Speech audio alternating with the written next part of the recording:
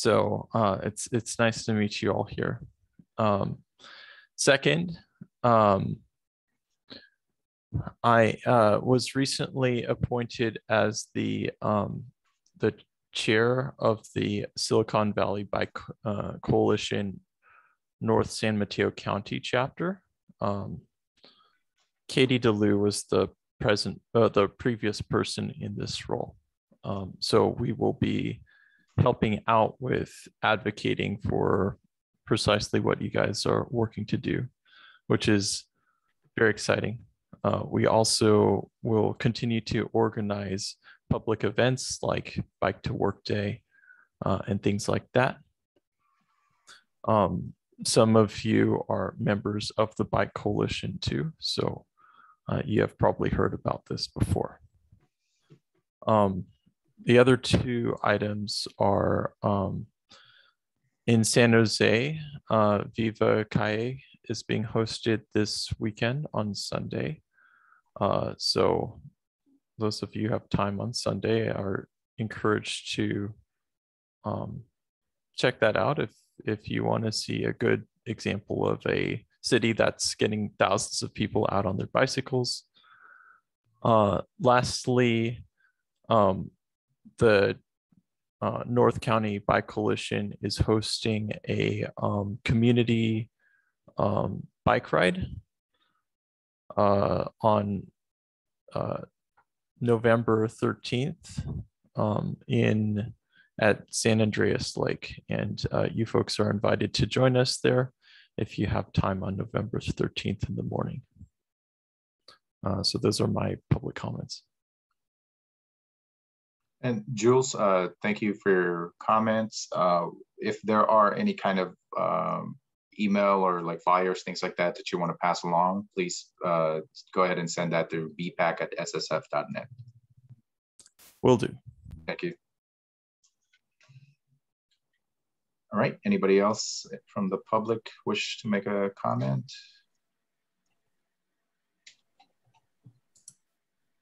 Hi, I'm Maureen. I'm from the public. Can I speak? Yes, please go ahead. Okay, so just a little bit of context. I reached out to the bpac@ssf.net email address after I found the info on the Silicon Valley Bike Coalition website and got the link from Chris. So I live in Burlingame and bike to South San Francisco is my commute every day. And what I've noticed is on my ride, specifically on South Airport Boulevard, the bike lanes have been getting very bad. I noticed they got a lot worse after it started raining, and I've looked at whether or not the streets do actually get swept, and they do. And what I've noticed is that I think that the main traffic lanes are getting swept and everything is getting pushed into the bike lane.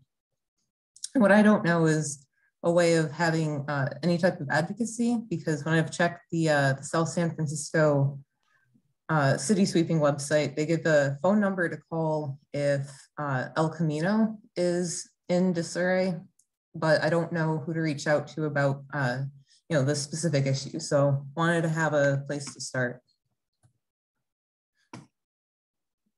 Okay, thanks, Maureen. You are a South City resident, right?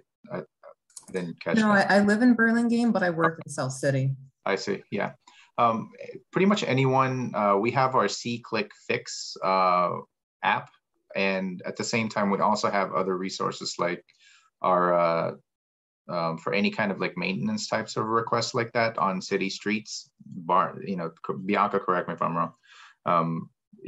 Of course, like El Camino is a Caltrans facility, but for any other city streets, you can always submit any kind of maintenance requests through our traffic advisory committee, if that's a persistent problem, and then that's something that we'll have staff kind of take a look at, and we'll get folks out there. Yeah, but that C-Click Fix would be a good first start for any of those kind of immediate maintenance requests. Yeah, I do want to make one correction, Chris.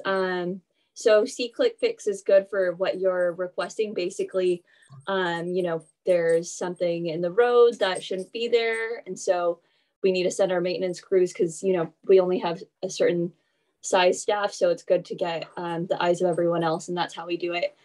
For traffic advisory committee, it's more focused on traffic issues. So like if there's a location where a stop sign needs to be that it's not, then that's where traffic advisory committee would be. But if it's just a public works maintenance thing, definitely see Click Fix. And if you're not getting a response, definitely call Public Works, South San Francisco Public Works, and we can share the number with you too. Thank you. Thank you. This is Adina with the city. I just jumped, I just put the See Click Fix link in the chat. Thank you, Adina. If you wanna. All right, any other members of the public here to make a comment? Don't see any raised hands. And we did not receive any, apart from the emails we received from Jules and from Maureen, those were the only communications we received from the public. And all right. Chair, move on to the approval of the minutes from September, please. Awesome. So we're gonna go ahead and approve the minutes. Does anybody have any comments about the minutes from September? And just a clarification, that's from September because we did not have an October meeting. Correct. Can I get a motion to approve the minutes? I motion to approve the minutes. Okay, Mr. Frank, I will second that. Okay. Awesome. Cool. Take a roll on that one, or? Yes. Okay. Chair Thagavis? Aye. Vice Chair McCauley? Aye. Committee Member Bowen? Aye. Committee Member Chang, still unaccounted for. Committee Member Guzman? Yes. And Committee Member Yip? Oh, I wasn't there. Okay, that's right. You are abstaining, sorry. Which brings us to our administrative business. Minutes are approved. Awesome. So yeah, let's go ahead and take the first item on the agenda for administrative business, and that's welcoming our new committee member, Daryl Yip. Yeah, so just Daryl was appointed by council. Welcome. Give you a few minutes to just tell us about yourself there. Yeah, I don't have anything prepared. So this might take like 30 seconds. But I'm Daryl Yip. I've been in South City for the last 19 years, live in Westboro. Within those 19 years, I kind of went to school, undergrad and grad school in LA, and spent some time living in neighboring cities, as well as a year in the Pacific Northwest. But for the most part, I have been in South City. In my professional life, I'm a transportation planner, the San Francisco Municipal Transportation Agency, where I do a lot of long-range planning, and have been really thinking about how I could get more involved in South City politics. One of the special things about me is that, like, my very first job after school was working for the city of South San Francisco, first as an intern in the planning division, and then as an office specialist in Parks and Rec department right before school. So that pretty familiar with how the city works, but I'm very passionate about bicycle and pedestrian issues, especially Vision Zero is my heart of bicycle and pedestrian issues. I got appointed because I told City Council that I really care about the goal to reduce severe injuries and fatal collisions to zero, and hope that the city can continue to prioritize investments and programs that can help achieve that. So that's all I have. Do you have any questions? Folks have questions or? Welcome. Yeah. Welcome aboard. Yes, welcome. Thank you. Welcome. Welcome. Yeah, I would be shocked if people had to question you after your. Yeah. Seriously. So Daryl, again, welcome to BPAC. We have like a lot of things that are happening in the city. I think you and I touched base on that previously. We have our Active South City Bike and Ped Master Plan update. Our Bianca is working with me and our other engineer Jeff on the local road safety plan, which is kind of like the data backbone that we'll use for our Vision Zero action plan, which will start to take up in the likely the later half of the next year. We're in the midst of a general plan update in which we have like new land uses and new zoning districts being established in former industrial areas. So it's an exciting time for the city. So yeah, glad to have you here. Thank you. Okay. Awesome. Let's move on to the Every Kid Deserves a Bike program and school travel fellowship updates. Yeah. So actually, I now want to reintroduce Tamiko, so that, hang on one second, stop sharing. There we go. Tamiko, who's helping us with the free bike program we are working on, and the school travel fellowship that we are shooting for. Hopefully, I don't think we know yet, but have her provide an update tonight for BPAC. Yeah, thanks, Chris. Hi, everyone. My name is Tamiko, Management Fellow for the City Manager's Office, hired to work on racial and social equity. And this is one of the projects that came down the pipes. So I came and spoke with BPAC, not really sure how long ago it was, but since you didn't have an October meeting, I'm guessing it's been longer than a month, to talk about this concept of the Every Kid Deserves a Bike program. I went through the 3 prongs, and I'll reintroduce that again today. Also talked a little bit on the Safe Routes to School Fellowship, where BPAC wrote a letter of support. So thank you so much for that. And with that being said, I'm going to go ahead and share my screen. And we're just start here. Okay. So with some updates, we actually did get the Safe Routes to School Fellowship. I just got notified last week. We are working on the scope of work contract, and then we will get that up and running. So again, thank you for that letter of support. It really did help. With the Safe Routes to School Fellowship, this was focused on our 2 Title I elementary schools, Spruce and Martin Elementary. And so this is where we're going to get technical assistance from Alta Planning. They're going to provide us with technical assistance on the actual policy, procedures, procurement, and then also working on the non-permanent quick build materials that we would potentially be using for proof of concept that we need this around our schools. And 2 of the things that we were working on, or that we talked about in our scope of work, is to make the crosswalks more visible, and then also talking about raising the crosswalks where they would actually be off of the ground. So that was one thing that we had also talked about. And when we get more information, I'll be sure to come back and email Chris with some more updates on that. In tandem with the Safe Routes to School Fellowship was also a Spruce walk audit. It was conducted virtually. If you're interested to see the pictures that the community did take to talk about, what works really well around the schools in terms of walking and biking to school versus what doesn't work well, I'd be happy to share that link with you. Chris, I can email that to you. But in those pictures, a couple of big items were identified. The hot topics that were talked about was that, 1, there's a lot of cracks on the sidewalks, and there's some of the trees roots that are going underneath the sidewalks and making it lifted, making it difficult for strollers to get over that hurdle and making it difficult for kids to bike there. Another thing was that there are no appropriate ramps at certain places where strollers are unable to get up there. It's hard for moms who are walking, and accessibility. So there's a couple of those things, and also talking about the issues around pickup and drop off. But again, if you're interested in seeing what the community had said, it has both their pictures, the written text that was there, and if it was written in Spanish, they had it translated in English. And again, I'd be happy to share that. They also provided us at the very end with a document that outlines the 3 Ps. And the 3 Ps is the program, the structure of the project, and then finally some policy recommendations. And what's really neat about this one is that they write it in short-term plans and long-term plans. What's something that's obtainable in the next 2, 3, 5 months versus what's something that would be a longer term project that we could commit to in the future.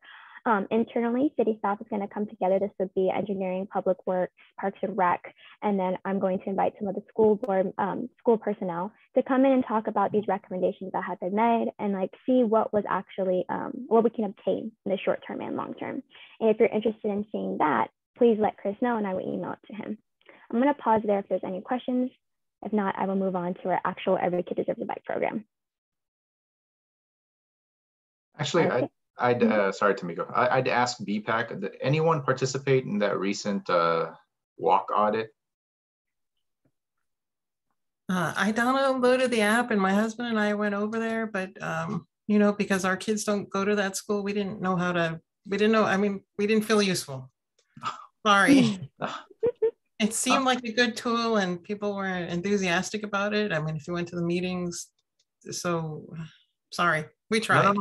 Arian, actually, that's, you know, one of the feedback they were looking for was the easiness of using that as the platform to like submit comments and things that would, you know, okay. So that's actually pretty helpful information. So, you know, in terms of like the ease of access, the, you know, the how you're able to use it, that's actually pretty valid information you can share with them. So no, okay. Thank you. You're welcome. Okay, and then also in terms of equity, Martin Elementary will also be conducting a virtual walk audit, and that will happen in the spring. So it's not just Scripps, it'll also be Martin. Okay, so now we're gonna go to, so the Every Kid Deserves a Bike program. This is the who, what, where, how, why. So this program aims to provide fifth graders from Martin and Spruce Elementary with the equipment, skills, and knowledge to safely ride a bike, boost self-esteem and feelings of belonging for children in underserved neighborhoods in South San Francisco. And again, this was brought to us by Councilmember Flores. And with that being said, this program has 3 essential goals. The first is to enable and encourage children in our 2 Title I schools to bicycle to school, foster a safer and more equitable transportation alternative, encouraging these healthy lifestyles in an early age, and promote and facilitate project planning through an equity lens that focuses on safety and reducing traffic congestion and air pollution near schools. This is the 6 levels of the socio-ecological model. And I'm going to talk a little bit, you'll see later in this presentation, how this program will touch each level on this cone here. So looking at the program itself, we talked about the 3-prong approach. The first one is the physical equipment, the training and best practices, and the skills and maintenance, right? Because it's not enough to give a child a bike. We want to teach them how to safely ride the bike. And because we have no bike repair shops in South City, we want to make sure that if something happens, they'd be able to repair it themselves. Otherwise, they'd have to lug it on a bus and go to San Francisco or go to Daly City or Redwood City. So in terms of physical equipment, we talked about doing the bike. We'd like to do fitted helmets, reflective gear, bike locks, patch kits, tire pumps, etc. One thing that we're investigating is whether or not we would want to do the front headlight and the rear red reflector.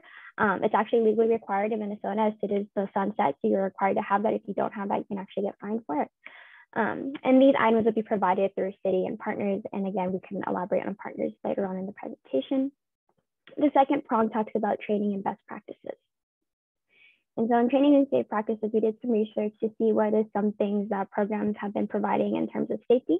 So they're talking about bicycle road and markings, how to read those, hand signaling, what are the rules of the road, what are the rules when you go on a path or a trail, how do you lock up your bike to ensure that it doesn't get stolen, and what are the city guidelines and rules around riding a bicycle. And this training would be conducted by, well, we talked about it a couple of times. We thought maybe it could be the fire, maybe it can be public works, maybe it would be park and rec. So it's still to be decided, but we're definitely feeling around to see who would be the most appropriate. It would be, the training would actually be conducted on the elementary schools themselves, and it would happen either at an after school program or on a weekend. And now we go on to the skills and maintenance. So we would teach the children, well, what are these parts in your bike called? How do you use some basic bike tools? How do you fix a flat? How do you reattach a slip chain, et cetera, replacing brake pads, just a little bit more advanced, but we think this is something that fifth graders will be able to do. There's lots of really cute YouTube videos online. We'd also be looking to find some partners who'd be able to help facilitate some of this training. And so here we are in the 6 levels of influence. This goes back to our socio-ecological model. I'm going to walk through each one. So on the individual level accounts for age, personality, skills, education, geographic location, and all of these aspects in the individual umbrella be fulfilled by the program itself, right? Because we're giving them the physical equipment, we're giving them the bike, we're giving them the safety education to ride this bike, and then prepare for any repairs or maintenance that comes along with it. That's on the individual level. If we move on to relationships level, right? So now this is the formal and informal levels of support.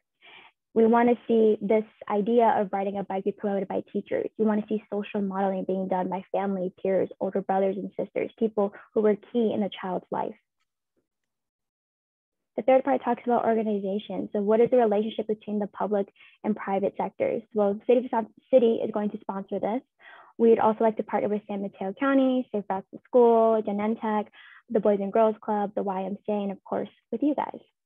The more people we have, the better. Next, we'd like to talk about community. So the social settings in which these relationships will occur. Maybe these are our clubs on campus. Maybe these are at the pop-up bike repair clinics that happen once or twice a year. Last time I came, I told you that the Boys and Girls Club had offered to help introduce and leverage their contacts and networks to help make this pop-up bike repair clinic happen. Because like I said, we don't have a repair clinic here. So what better way to bring it to the kids?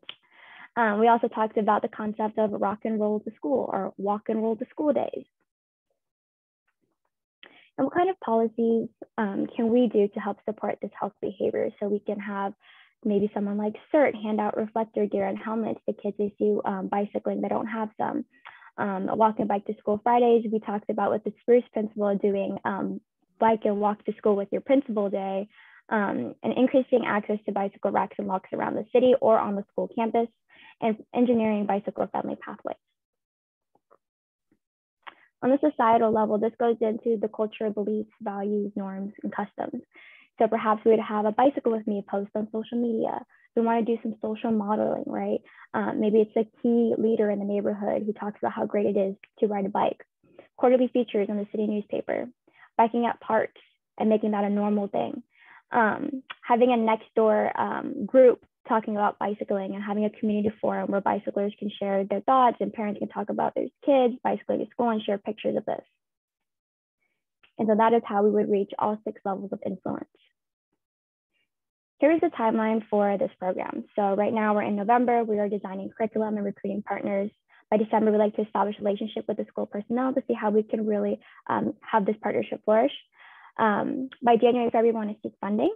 By March, we'd like to purchase these bikes and equipment and safety tools. And then by April, we're creating that curriculum for those training and maintenance classes. And we'd like to actually launch the program and actually have a bike in a child's hand by May to be consistent with National Bike Month. By June, we're going to start recruiting businesses for pop-up bike repair clinics. And again, that will be helped by partnership with YMCA. August, to host those bike repair clinics. Now that the kids have had a couple months to use their bikes, they may have run into problems, may need some more hands-on experience with fixing their bikes. And then by September, I'd like to write and gather data to make an evaluation of the program and recommendations of how we can make it sustainable in the future. And so in summary, it is a 1-year pilot program. We are targeting 5th graders from Martin Spruce Elementary, and that is to get the bikes themselves with the safety equipment, the safety training, the repair and maintenance training, but also using the 6 levels of influence to ensure that this is something that it would be integrated into their everyday beliefs and cultures. And then with the city and school to encourage and reinforce the benefits of bicycling to school. Again, that is fostering these safer environments for travel, building a relationship with children and families, and then ensuring that children have access to all of these great things we have talked about through the program. And that is the end of my presentation. I will pause and take questions.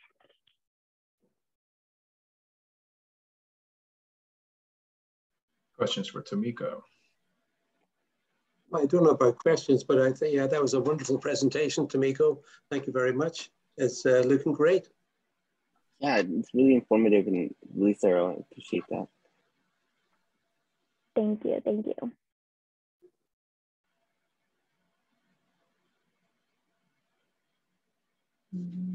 If there are no other questions, we'll move on. Is there anything that any of us can or should be doing to help? That is a great question. Right now, where we are with the Every Kid Deserves a Bike program is really getting the school board to be getting the school board and the school principals to help us implement and say, yes, we can do this. This is something that we can do. We can host space. So I would say not quite yet at this moment, but I will probably come back for letters of support or recommendations or something to that nature. And then, oh, and I will send those links to the Spruce Walk audit, the original post and forum, as well as the 3P recommendation document to Chris. And then Chris, if you can send it to any of the members who are interested. And please do share my email in case there are any questions in the near future. Thank you. Sure, we'll do. Thank you.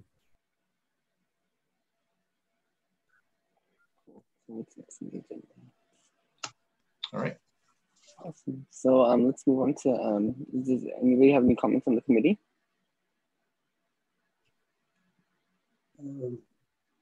Any questions, concerns, emotional outbursts? Well, I had sent a letter, and I think this is the appropriate time to bring this up.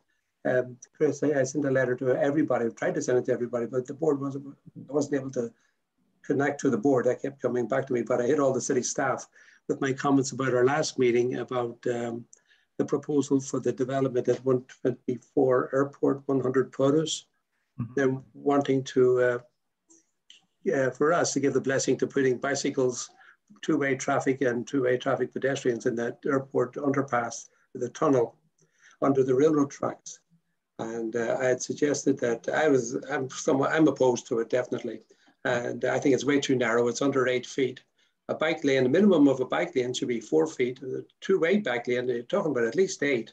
And then to add in that same pedestrians are in there too, two ways. It's just, to me, it's unfeasible. And no matter how many lights you put in there, that's not the issue, it's the width. So I would like to have had our consultants put a comment in it, to let them take a look at it and have them comment on it, you know, while they're still doing this study. So what do you all think? Definitely have them take a look at it. I mean, especially since you say it's like too narrow and you have like the specific site, like I mean, if it's gonna just cause another headache or it's gonna be not safe. Well, the width, I asked the width of the tunnel and they give it 90 something inches, but less than 96, less than 8 feet is the width. And so you're recommending two-way traffic in there. But it's already a pedestrian pass. I go that way, or was doing that way before my injury. And I would always go use the road. I'd never use this. I never do use the sidewalks. I wasn't raised to use sidewalks. So recommending to put bicycles in there, I just think is a bad idea. I'm not sure what the right idea is, but I do know I'd like to see a pedestrian overpass over that whole intersection. And they'll have the bikes perhaps use it too if it's wide enough.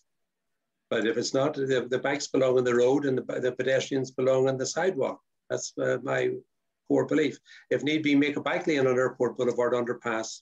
It's already 3 lanes each way, and it's not unfeasible to make it 2 lanes and put a nice bike lane in with a buffer. Something else, but not what they're proposing.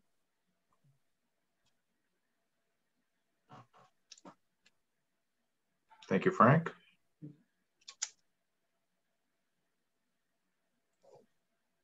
Other committee members have comments?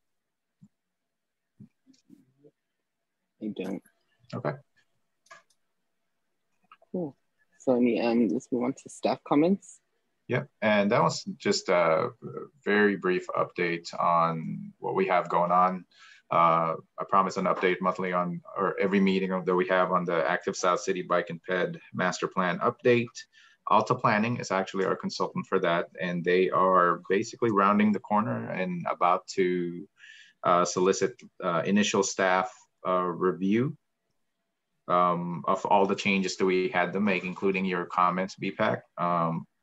And our schedule right now is that they are targeting a second week of December for staff to receive the draft comments, which means that our January BPAC meeting, we are going to schedule a study session for you to then, for Alta, our consultant, to then come in and present what the plan is, our update, and to show you the changes they've made based on your comments, and then release that to the public. So we'll invite Silicon Valley Bicycle Coalition to that meeting, so you can also take a first look, and then we'll have that available to the public for about, I think, 30 days after that. So, but yeah, we're rounding the corner on our bike ped plan update. And so we have a busy first part of the month. Like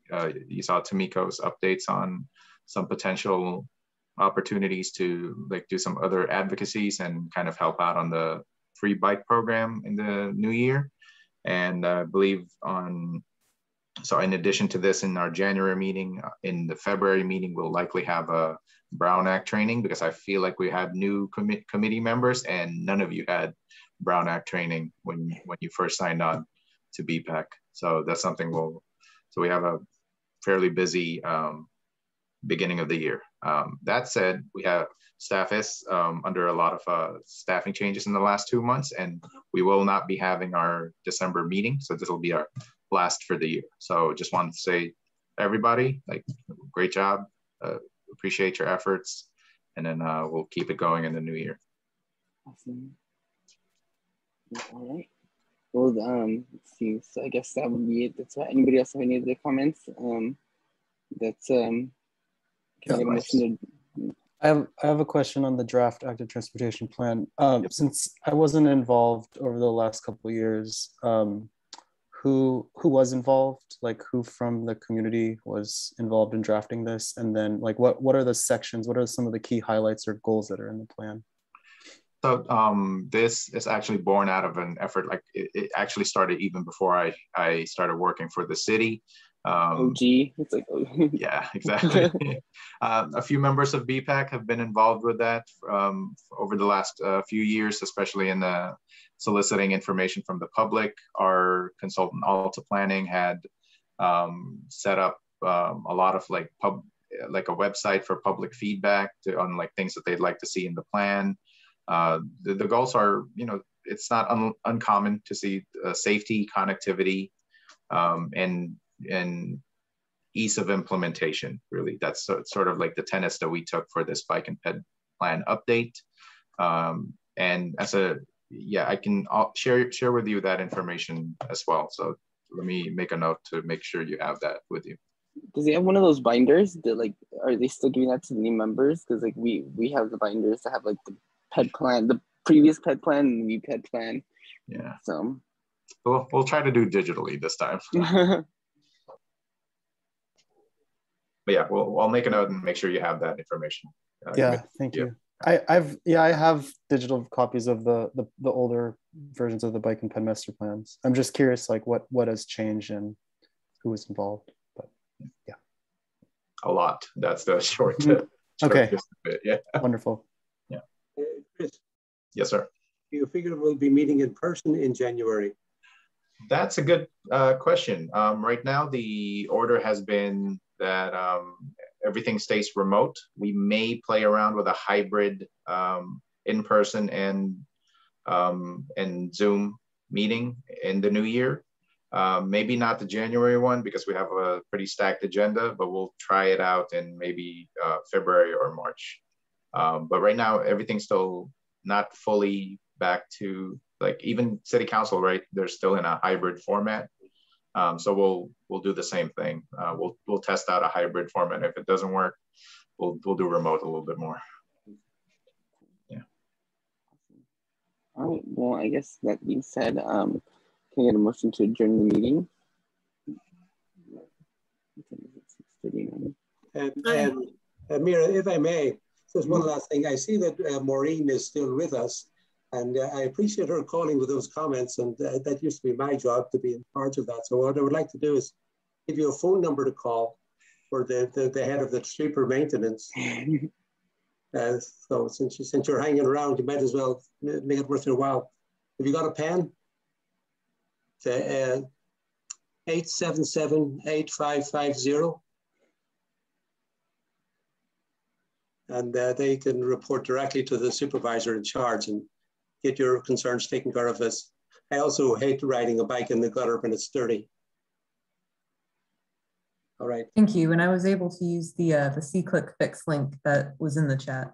All right. So Awesome. good enough.